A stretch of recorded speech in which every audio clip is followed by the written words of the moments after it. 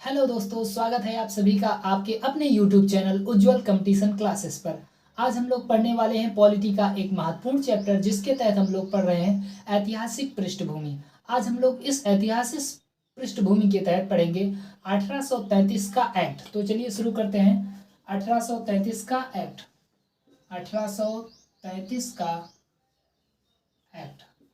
तो इस एक्ट में हम लोग क्या पढ़ेंगे? इस एक्ट में हम लोग पढ़ेंगे कि 1833 के समय में क्या क्या प्रावधान किए गए, वो कौन कौन सी बातें हैं जिन्हें हमें पढ़ना चाहिए, जिन्हें छोड़ना चाहिए। तो देखते हैं 1833 का एक्ट। तो इससे पहले मैंने आपको 1813 का एक्ट, 1773 का रेगुलेटिंग एक्ट, 1881 का एक्ट और 1884 आदि एक्ट पढ़ा दिया है। अगर आपने वीडियो को नहीं देखा है तो डिस्क्रिप्शन में लिंक दिया गया है, जाइए और वीडियो को देखिए। तो चलिए शुरू करते हैं 1833 का एक्ट।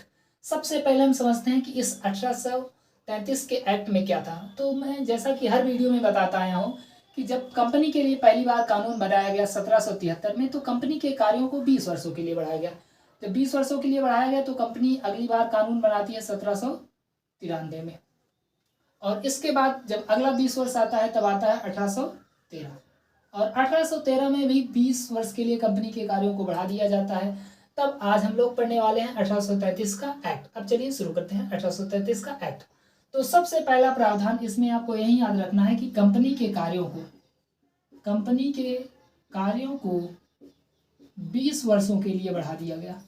सबसे पहला कार्य जो इसमें किया गया कि इसमें कंपनी के कार्य को 20 वर्ष के लिए बढ़ा दिया गया। अंग्रेज लोग सबसे पहले अपना ही जुगाड़ करते थे कि कंपनी रहेगी तो आगे कुछ ना होगा, नहीं, अगर कंपनी बनी रहेगी तभी सब कुछ होना है, अगर कंपनी ही नहीं रहेगी तो क्या होगा। इसलिए सबसे पहला काम किया गया, कंपनी के कार्यों को 20 वर्षों के लिए बढ़ा दिया गया।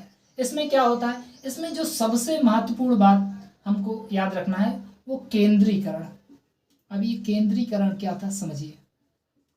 केंद्रीकरण, अगर आपने 1773 का रेगुलेटिंग एक्ट पढ़ा है तो मैंने उसमें पढ़ाया था कि 1773 के रेगुलेटिंग एक्ट में बंगाल के गवर्नर को बंबई तथा मद्रास के गवर्नर की शक्तियां लेकर के उसे गवर्नर जनरल बना दिया गया था। तो वहां पर शक्ति का केंद्रीकरण शुरू हुआ था। तो केंद्रीकरण की शुरुआत कब हुई थी? 1773 में। किसकी शुरुआत? केंद्रीकरण की शुरुआत कैसे हुई थी? बंगाल के गवर्नर को बंबई तथा मद्रास के गवर्नर की शक्तियां लेकर के उसे गवर्नर जनरल बना दिया गया था। तो यहाँ से केंद्रीकरण की शुरुआत हुई, लेकिन इसका जो दूसरा कदम हुआ यह 1793 के तहत हुआ। 1793 के एक्ट में मैंने आपको पढ़ाया था कि 1793 के एक्ट में बंगाल के गवर्नर के अधीन बंबई तथा मद्रास के गवर्नरों को कर दिया गया। मतलब उनके पास जो थोड़ी मोड़ी शक्तियां थी वो भी किसे दे दी गई? बंगाल के गवर्नर को। तो केंद्रीकरण की दिशा में उठाया गया ये दूसरा कदम था। अब लेकिन 1833 में क्या हुआ? 1833 में ये हुआ कि बंबई, मद्रास और बंगाल, ये जो गवर्नर हुआ करते थे, इन सभी गवर्नरों का पद समाप्त करके एक गवर्नर का पद बनाया गया जो कि भारत का गवर्नर होगा। तो केंद्रीकरण की दिशा में क्या किया गया? बंगाल के गवर्नर जनरल को, किसको? बंगाल के गवर्नर जनरल को बना दिया गया भारत का गवर्नर जनरल। तो अब यहां से आप समझिए, अभी तक एक व्यक्ति जो था वो बंगाल में कानून बना रहा था, एक व्यक्ति मद्रास में कानून बना रहा था, एक व्यक्ति बंबई में कानून बना रहा था। मतलब शक्तियां अलग अलग बटी हुई थी। भले ही इन लोगों के पास थोड़ी शक्तियां थी, लेकिन थोड़ी तो थी। तो 1813 में क्या हुआ? 1813 में कहा गया कि अगर कोई शक्ति बनाएगा तो वो एक व्यक्ति होगा, और वो एक व्यक्ति जो बंगाल का गवर्नर था उसी को बना दिया गया भारत का गवर्नर जनरल। क्या बना दिया गया? भारत का गवर्नर जनरल। मतलब इस 1833 के एक्ट के तहत बंगाल के गवर्नर जनरल को भारत का गवर्नर जनरल बना दिया गया। मतलब पूरे भारत में अगर कोई शक्ति बनाएगा, कोई कानून बनाना है, तो वो जिम्मेदारी किसकी होगी? भारत के गवर्नर जनरल की। तो यहां से क्या हुआ? बंगाल के गवर्नर जनरल को भारत का गवर्नर जनरल बना दिया गया। अब इससे 3 क्वेश्चन उठते हैं, तो तीनों क्वेश्चनों को हम यहाँ पर एक साथ ही देखने वाले हैं कि बंगाल का पहला गवर्नर जनरल कौन था, भारत का पहला गवर्नर जनरल कौन था, स्वतंत्र भारत का पहला गवर्नर जनरल कौन था, और स्वतंत्र भारत का प्रथम भारतीय गवर्नर जनरल था। तो भारत का पहला गवर्नर जनरल कौन था? भारत का पहला गवर्नर जनरल कौन था? तो इससे संबंधित जो पहला क्वेश्चन बनता है, भारत का पहला गवर्नर जनरल कौन था? तो भारत का पहला गवर्नर जनरल था विलियम बेंटिंक। William Bentinck. तो इसको आपको याद करके रखना है कि भारत का पहला गवर्नर जनरल कौन था? Lord William Bentinck. यही लॉर्ड विलियम बेंटिंक ही बंगाल का अंतिम गवर्नर जनरल होगा। क्यों? क्योंकि इसी के समय में बंगाल के गवर्नर जनरल को भारत का गवर्नर जनरल बना दिया गया। तो हम कह सकते हैं कि बंगाल का अंतिम गवर्नर जनरल कौन था? Lord William Bentinck. और भारत का पहला गवर्नर जनरल कौन था? Lord William Bentinck. अब आपको इसको याद रखना कैसे है कि भारत का पहला गवर्नर जनरल कौन था? तो आपको इसके याद करना है बैटिंग से। तो सोचिए कि आप अगर क्रिकेट खेल रहे हैं तो क्रिकेट में क्या होता है, अगर आपको पहले बैटिंग करने का मौका मिल जाए तो ज़्यादा बढ़िया होगा। क्योंकि जो बैटिंग पहले कर लेता है वो फिर बाद में कहता है कि मेरी मम्मी बुला रही, मैं तो जा रहा हूँ, बहाना करके भाग जाता है। इसलिए सबसे पहले हमें क्या करना है? बैटिंग करना है। सबसे पहले बैटिंग। तो भारत का पहला गवर्नर जनरल बैटिंग। बैटिंग से याद रखिएगा लॉर्ड विलियम बेंटिक। तो भारत का पहला governor general Lord William Bentinck. दूसरा क्वेश्चन बनता है स्वतंत्र भारत का पहला गवर्नर जनरल। तो यहां पर एक शब्द आ रहा है स्वतंत्र। स्वतंत्र भारत का पहला गवर्नर जनरल कौन था? तो स्वतंत्र भारत का पहला गवर्नर जनरल था माउंटबेटन, लॉर्ड माउंटबेटन। इसके बाद इससे संबंधित जो तीसरा क्वेश्चन बनता है कि स्वतंत्र भारत का प्रथम भारतीय गवर्नर जनरल कौन था? क्योंकि ये दोनों भारतीय नहीं थे। देखिए William Bentinck, Lord William Bentinck ये भी अंग्रेज था, लॉर्ड माउंटबेटन ये भी अंग्रेज था। तो भारतीय की अगर बात कर लेगा कि स्वतंत्र भारत का पहला भारतीय गवर्नर जनरल कौन था? भारतीय गवर्नर जनरल कौन था? तो इसमें जो उत्तर होगा ये होगा CR गोपालाचारी, जिनका पूरा नाम चक्रवर्ती राज गोपालाचारी है। तो हम लोगों ने इस 1833 के एक्ट के तहत केंद्रीकरण की दिशा में जो उठाया गया कदम था, इससे संबंधित 3 क्वेश्चन पढ़ा। क्वेश्चन नंबर फर्स्ट था भारत का पहला गवर्नर जनरल कौन था। क्वेश्चन नंबर सेकंड स्वतंत्र भारत का पहला गवर्नर जनरल कौन था। इसको आप एकदम ध्यान से देखिएगा क्योंकि इसमें छोटी छोटी चीजें हैं जो आपको भ्रमित कर सकती हैं। जैसे इसमें पूछा गया है भारत का पहला गवर्नर जनरल और दूसरे वाले क्वेश्चन में पूछा गया स्वतंत्र भारत का पहला गवर्नर जनरल। तो भारत का पहला गवर्नर जनरल और स्वतंत्र भारत का पहला गवर्नर जनरल में अंतर है।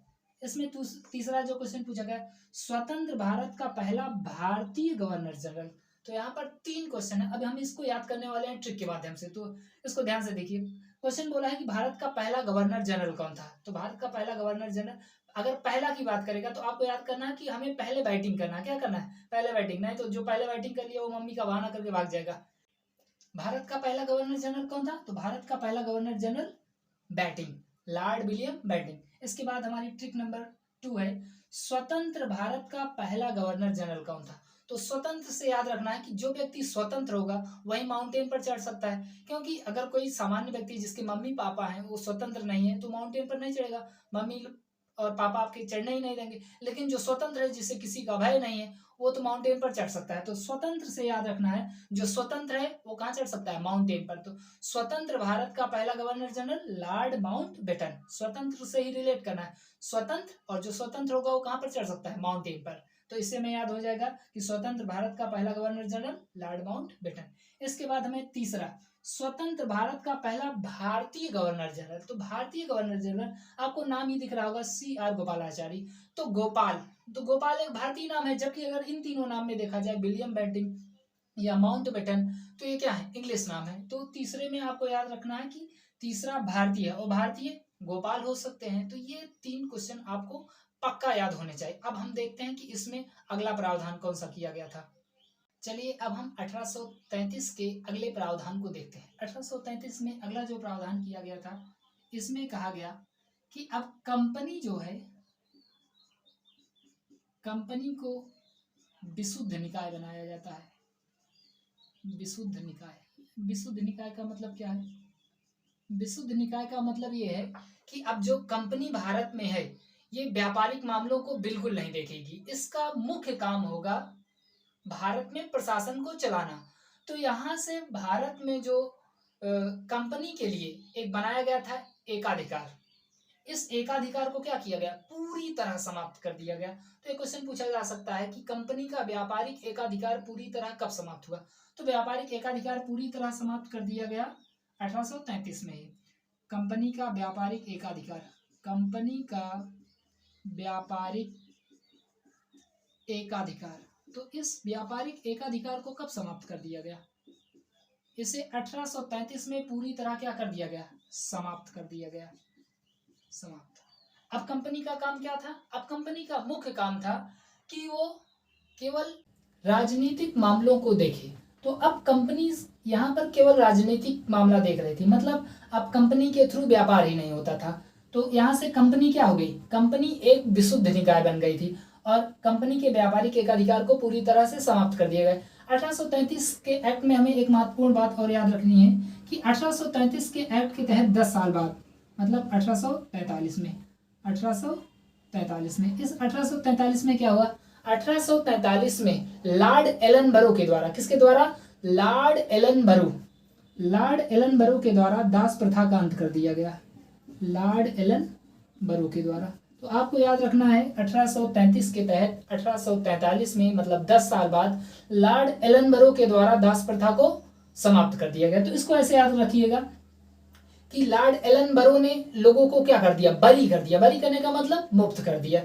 तो लॉर्ड एलन बरो ने लोगों को मुक्त कर दिया, अर्थात दास प्रथा का अंत कर दिया। तो ये हमारा 1833 का एक्ट था। इसमें एक प्रावधान और भी है जिसमें गवर्नर जनरल को सलाह देने वाली परिषद में एक विधि सदस्य को जोड़ा गया। तो विधि सदस्य कौन था, लॉर्ड मैकाले, कौन था, लॉर्ड मैकाले। ये कौन था, प्रथम विधि सदस्य, प्रथम विधि सदस्य। तो आपको इस 1833 में यह भी याद रखना है कि लॉर्ड मैकाले को प्रथम विधि सदस्य के रूप में नियुक्त किया गया था, लेकिन इस लॉर्ड मैकाले के पास अभी कोई शक्ति नहीं थी। तो हम लोगों ने आज पूरा पढ़ा 1833 का एक्ट। अगले वीडियो में हम लोग अगले एक्ट को पढ़ेंगे। तब तक के लिए जय हिंद, जय भारत।